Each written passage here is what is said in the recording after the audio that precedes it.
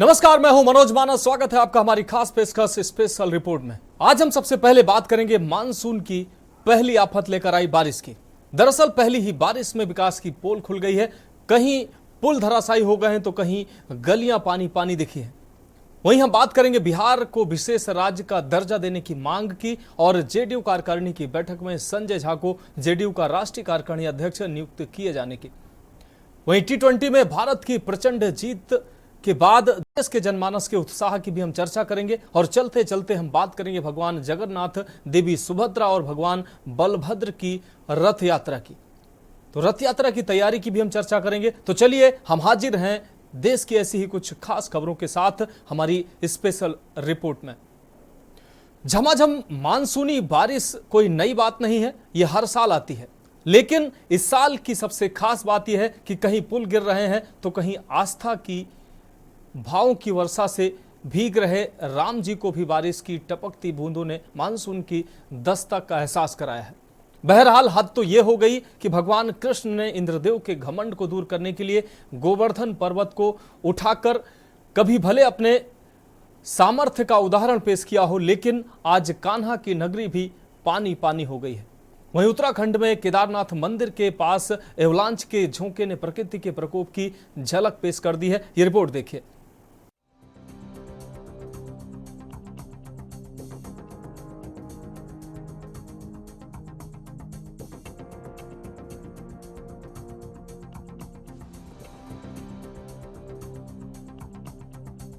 देश भर में जारी बारिश के बीच रविवार को उत्तराखंड में और केदारनाथ मंदिर के पास एवलांच आया। हालांकि इस एवलांच से किसी भी प्रकार का कोई नुकसान नहीं हुआ है। इस बर्फीली पहाड़ी पर समय समय पर एवलांच आते रहते हैं।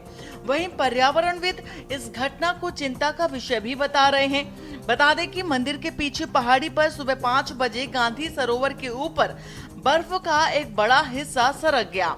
वहीं हरिद्वार में शनिवार को गंगा नदी का जलस्तर बढ़ने से 8 गाड़ियां भी बह गई थी। देश में राष्ट्रीय राजमार्गों पर 172,517 बड़े और छोटे पुल और पुलियां हैं। इनमें से 134,229 पुलियां, 32,806 छोटे पुल हैं, 3,647 बड़े पुल और 1,835 अतिरिक्त लंबे पुल हैं। रिपोर्ट में लगभग 30% पुलिया, 12 से 15% छोटे पुल और 8 से 10% बड़े पुल के साथ ही 5% अतिरिक्त लंबे पुल खराब स्थिति में हैं। वहीं झारखंड के गिरिडीह जिले में मानसून की पहली बारिश में ही एक निर्माणाधीन पुल गिर गया। गिरिडीह के देवरी प्रखंड में अरगा नदी पर यह पुल 5.5 करोड़ की लागत से बन रहा था, लेकिन शनिवार को बारिश के कारण नदी का जलस्तर बढ़ गया और रविवार को नदी की तेज धारा में पुल का गर्डर टूटकर गिर गया।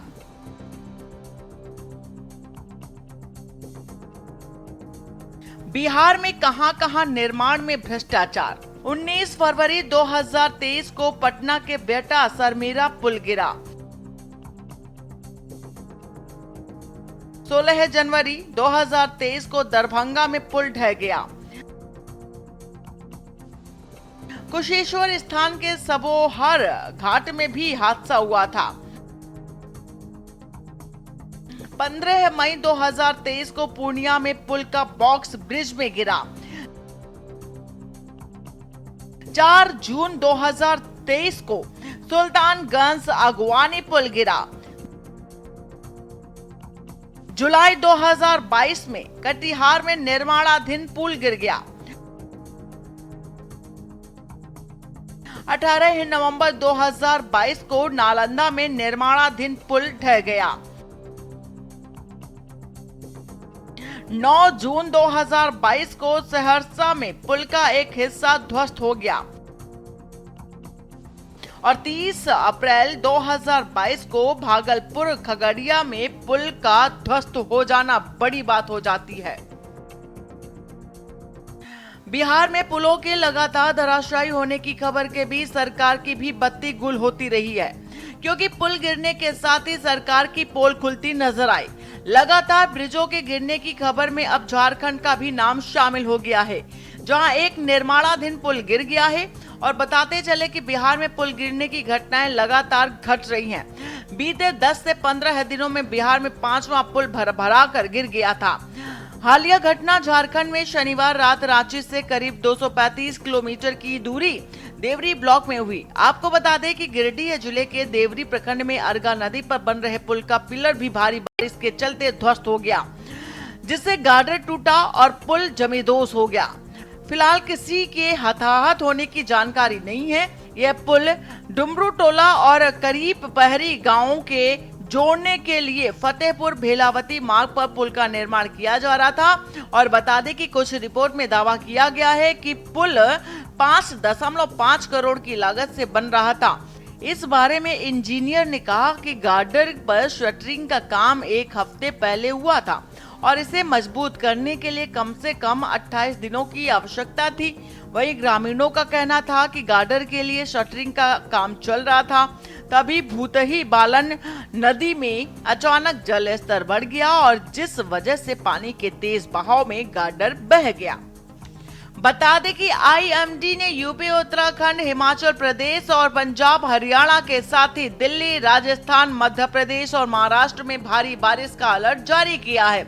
इन राज्यों में 2 जुलाई तक ऑरेंज अलर्ट है। अरुणाचल प्रदेश में रेड अलर्ट है। मेघालय, अरुणाचल प्रदेश, नागालैंड, मणिपुर, मिजोरम और त्रिपुरा में 30 जून से 3 जुलाई के बीच 64.5 से 204.4 mm बारिश होने की संभावना है। मौसम विभाग के अनुसार मानसून रविवार 30 जून को पूरे देश को कवर कर चुका है और शनिवार यानी कि 29 जून को मानसून उत्तर प्रदेश के कई जिलों में आगे भी बढ़ गया। अब सिर्फ पंजाब, हरियाणा और पश्चिमी राजस्थान के हिस्से बाकी हैं। हालांकि आमतौर पर मानसून पूरे देश को 8 जुलाई तक कवर कर लेगा। स्पेशल डेस्क के न्यूज इंडिया। तो स्पेशल रिपोर्ट में अब बात करते हैं अगली रिपोर्ट की। बिहार को विशेष राज्य का दर्जा देने की मांग लंबे समय से की जा रही है। आरजेडी ने भी जेडीयू से गुजारिश की है कि उसे केंद्र सरकार से बिहार को उसका हक दिलाना चाहिए। जेडीयू कार्यकारिणी की बैठक में एक बार फिर यह मांग उठाई गई। इसके सियासी मायने भी हैं। वहीं संजय झा को जेडीयू का राष्ट्रीय कार्यकारी अध्यक्ष नियुक्त किया जाना भी दूरगामी सियासी संदेश माना जा रहा है। इस रिपोर्ट के माध्यम से समझिए आप। बिहार की सियासत में एक बार फिर से नीतीश कुमार की पार्टी जेडीयू चर्चा में आ गई है। जेडीयू कार्यकारिणी की बैठक में संजय झा को जेडीयू का राष्ट्रीय कार्यकारी अध्यक्ष नियुक्त किया जाना दूरगामी सियासी संदेश माना जा रहा है। कौन है संजय झा? जेडीयू अध्यक्ष नीतीश कुमार और बीजेपी दोनों के करीबी। बीजेपी से अपने कैरियर की शुरुआत करने वाले झा 2012 में बीजेपी की सहमति से जेडीयू में शामिल हो गए थे। संजय झा की पॉलिटिकल ट्रेनिंग बीजेपी में हुई। बीजेपी में संजय झा के गॉडफादर अरुण जेटली थे। 2019 से 3 बार बिहार के जल संसाधन मंत्री के रूप में कार्य किया। 2014 का लोकसभा चुनाव दरभंगा निर्वाचन क्षेत्र से लड़ा था। 12.61% वोट हासिल करके वे बीजेपी के कीर्ति आजाद से हार गए। झा बिहार के झंझारपुर जिले के रहने वाले हैं। कांग्रेस के कड़े आलोचक माने जाते हैं। आपको बता दें कि संजय झा पार्टी के पहले कार्यकारी अध्यक्ष हैं। संजय झा को कार्यकारी अध्यक्ष बनाने के लिए प्रस्ताव खुद पार्टी अध्यक्ष और बिहार के मुख्यमंत्री नीतीश कुमार ही लेकर आए। हालांकि जहां एक को जेडीयू की बैठक में पार्टी को अपना पहला कार्यकारी अध्यक्ष मिला है, वहीं इसने बीजेपी की टेंशन भी बढ़ा दी है। दरअसल जेडीयू का राष्ट्रीय कार्यकारिणी में बिहार के लिए केंद्र सरकार से स्पेशल कैटेगरी स्टेटस, विशेष राज्य देने या स्पेशल पैकेज की मांग करते हुए एक प्रस्ताव भी पारित हुआ है। बिहार को विशेष राज्य का दर्जा देने की मांग काफी लंबे अरसे से की जा रही है। जेडीयू की बैठक में इस बात को माना गया कि बिहार को विशेष राज्य के दर्जा दिए जाने का इंतजार काफी लंबे समय से है। राज्य के आर्थिक विकास के लिए इस पर फैसला करना बेहद जरूरी हो गया है। अब देखना है कि बीजेपी इसे मानती है या नहीं। पब्लिकेशन बिजनेस से पॉलिटिक्स तक, दिल्ली के जवाहरलाल यूनिवर्सिटी से एमए। संजय झा का अपना पब्लिकेशन का बिजनेस। संजय कुमार का है चंद्रिका प्रकाशन। 1999 की बहुचर्चित किताब इनसाइड सीबीआई का कर चुके हैं प्रकाशन। इनसाइड सीबीआई पूर्व सीबीआई डायरेक्टर जोगेंद्र सिंह ने लिखी है। कई राजनीतिक और प्रतियोगिता संबंधित पुस्तकों का प्रकाशन संपादन का काम किया। आपको बता दें कि नीतीश कुमार ने 2012 में संजय कुमार झा को जेडीयू ज्वाइन कराया था। 2014 में जेडीयू से दरभंगा लोकसभा सीट से चुनाव लड़ाया मगर हार गए। 2014 लोकसभा चुनाव जेडीयू अकेले लड़ी थी। बाद में नीतीश कुमार ने राज्यपाल कोटे से संजय झा को विधान परिषद भिजवा दिया, फिर कैबिनेट मंत्री बनाया। 2024 में नीतीश कुमार की नई सरकार बनने से पहले संजय झा जल संसाधन और जनसंपर्क विभाग के मंत्री थे। पर हाल संजय झा को कार्यकारी अध्यक्ष नियुक्त करने का निर्णय महत्वपूर्ण है, क्योंकि उन्हें भाजपा नेतृत्व के साथ अच्छे समीकरण के लिए जाना जाता है। पार्टी सूत्रों का कहना है संजय झा भाजपा से अच्छी डील हासिल करने और दोनों पार्टियों के बीच मैत्रीपूर्ण संबंध बनाए रखने के लिए उपयुक्त है। संजय झा कई भाजपा नेता के करीबी माने जाते हैं। कहा यह भी जाता है कि वे नीतीश कुमार के हर निर्णय में अपनी राय रखते हैं। माना यह भी जाता है कि संजय झा ने इस साल जनवरी में जेडीयू को एनडीए में शामिल कराने में अहम भूमिका निभाई थी। हालांकि इस तरह की आधिकारिक तौर पर कोई बात सामने नहीं आई है। फिलहाल यही कहा जा सकता है कि जेडीयू के राष्ट्रीय अध्यक्ष नीतीश कुमार की सेकंड मैन की खोज पूरी हो गई है। नीतीश कुमार के पास इस ओहदे के लिए संजय झा को सबसे फिट इसलिए भी माना जा रहा है क्योंकि उनका बैकग्राउंड बीजेपी का रहा है। बीजेपी नेताओं और नेतृत्व के साथ अच्छे समीकरण के लिए संजय झा को जाना जाता है। कार्यकारी अध्यक्ष बनाए जाने को लेकर पार्टी सूत्रों के मुताबिक संजय झा बीजेपी से अच्छी डील हासिल करने के लिए मुफिद रहेंगे। जेडीयू बीजेपी में कोऑर्डिनेशन के लिए भी जेडीयू में फिलहाल सबसे उपयुक्त व्यक्ति संजय झा हैं। 2024 से पहले 2017 में भी जेडीयू का बीजेपी के साथ गठबंधन कराने में संजय झा की अहम रोल था। नीतीश कुमार को सियासी तौर पर जब कुछ उलटफेर करनी होती है तो सबसे पहले संजय झा को सीएम हाउस में बुलवा भेजा जाता है। अब संजय झा का जेडीयू में प्रमोट कर राष्ट्रीय महासचिव से कार्यकारी अध्यक्ष बना दिया गया है। वहीं 2019 लोकसभा चुनाव के दौरान नीतीश कुमार ने कहा था कि संजय झा को दरभंगा से चुनाव लड़वाना चाहते थे, लेकिन ऐसा हो नहीं पाया क्योंकि ये सीट बीजेपी के पास चली गई। वैसे संजय झा को मिथिलांचल से नीतीश कुमार की पार्टी जेडीयू का ब्राह्मण चेहरा माना जाता है। स्पेशल डेस्क के न्यूज इंडिया। तो स्पेशल रिपोर्ट में वक्त एक ब्रेक का है और ब्रेक के बाद जल्द हाजिर होंगे। आप देख रहे हैं के न्यूज, खबरों का सारथी। तो ब्रेक के बाद एक बार फिर से आपका स्वागत है। हम बात करते हैं अगली रिपोर्ट की और अब बात करते हैं हम भारत की विराट जीत की। भारतीय टीम के तेज गेंदबाज जसप्रीत बुमराह को शनिवार को टी20 वर्ल्ड कप में शानदार गेंदबाजी के लिए प्लेयर ऑफ द टूर्नामेंट चुना गया है। बुमराह ने माना कि मैच जीतने के बाद वे अपने इमोशन को कंट्रोल नहीं कर पाए। आपको बता दें साथी खिलाड़ी भी खुशी से रो पड़े। ये रिपोर्ट देखिए। भारतीय टीम के तेज गेंदबाज जसप्रीत बुमराह को शनिवार को टी20 वर्ल्ड कप में शानदार गेंदबाजी के लिए प्लेयर ऑफ द टूर्नामेंट चुना गया। धुआंधार विकेट लेने वाले बुमराह के लिए ये अवार्ड कोई सरप्राइज की बात नहीं है। उन्होंने टी20 वर्ल्ड कप में लगातार शानदार गेंदबाजी की है। आंकड़ों की बात करें तो बुमराह 8 मैच में 15 विकेट लेकर सबसे ज्यादा विकेट लेने वालों की लिस्ट में तीसरे नंबर पर हैं। बुमराह ने शुरुआत में रिचा हेंड्रिक्स और आखिर में मार्को जेनसेन के 2 विकेट लिए और दक्षिण अफ्रीका को 30 रन बनाने से रोका। बुमराह ने माना कि मैच जीतने के बाद वह अपने इमोशन कंट्रोल नहीं कर पाए। साथ ही खिलाड़ी भी खुशी से रो पड़े थे। अब बात करते हैं अगली रिपोर्ट की। भारतीय क्रिकेट के दो महान खिलाड़ियों कप्तान रोहित शर्मा और सुपरस्टार विराट कोहली ने T20 फॉर्मेट में दूसरा खिताब जीतने में अहम भूमिका निभाई। वहीं इसके बाद उन्होंने T20 अंतर्राष्ट्रीय क्रिकेट को अलविदा कह दिया। ये रिपोर्ट देखिए। रोमांच और इमोशन से भरपूर दिन ब्रिज टाउन बारबाडोस में भारत के नाम रहा। टीम इंडिया ने T20 वर्ल्ड कप में दक्षिण अफ्रीका को हराकर ग्लोबल ट्रॉफी के लिए 11 साल का इंतजार खत्म किया। भारत शनिवार को 7 रन से मैच जीतकर चैंपियन बन गया। 2007 में दक्षिण अफ्रीका में दिग्गज MS धोनी की कप्तानी में जीत हुई थी। इसके बाद ये भारत की दूसरी T20 वर्ल्ड कप जीत है। भारत ने 2013 में चैंपियंस ट्रॉफी जीती थी।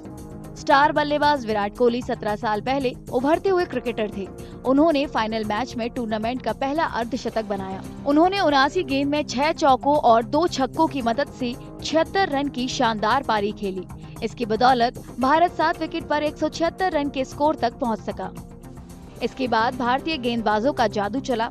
अर्शदीप सिंह ने 20 रन देकर 2 और जसप्रीत बुमराह ने 18 रन देकर 2 विकेट लिए।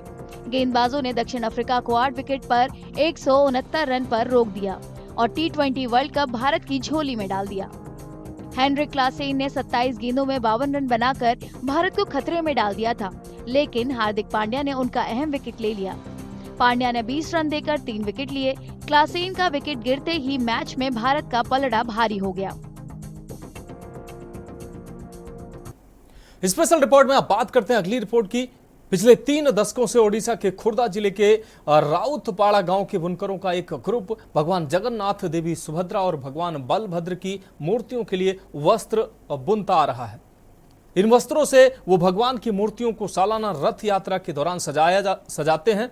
इस साल भी गोविंद चंद्र दास के परिवार की अगुवाई में बुनकरों के ग्रुप ने पवित्र वस्त्रों को तैयार किया है। ये रिपोर्ट देखिए। पिछले 3 दशकों से ओडिशा के खुर्दा जिले के राउतपाड़ा गांव के बुनकरों का एक ग्रुप भगवान जगन्नाथ, देवी सुभद्रा और भगवान बलभद्र की मूर्तियों के लिए वस्त्र बुन रहा है। इन वस्त्रों से वो भगवान की मूर्तियों को सालाना रथ यात्रा के दौरान सजाते हैं। इस साल भी गोविंद चंद्र दास के परिवार की अगुवाई में बुनकरों के ग्रुप ने पवित्र वस्त्रों को तैयार किया है।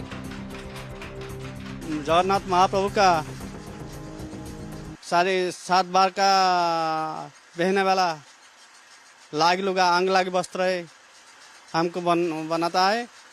वो कुछ कॉटन वस्त्र बनाया है महाप्रभु का अंग लागी वस्त्र है। कितने साल से बनाते हैं? हम 35 साल से बनता है। ये सब कहाँ जाता है फिर? ये सब सीजानाथ मंदिर कार्यालय का हम पहुँचने है। इस साल भगवान जगन्नाथ की रथ यात्रा के लिए वस्त्रों को तैयार कर रहे 25 बुनकरों में गोविंद की 96 साल की मां भी शामिल हैं। अलग अलग रंगों के रेशमी और सूती कपड़े का इस्तेमाल कर भगवान के लिए खास वस्त्र तैयार किए गए हैं। इन्हें 10 दिन के उत्सव के दौरान भगवान जगन्नाथ, भगवान बलभद्र और देवी सुभद्रा को पहनाया जाएगा। तो 7 रंग का बनता है।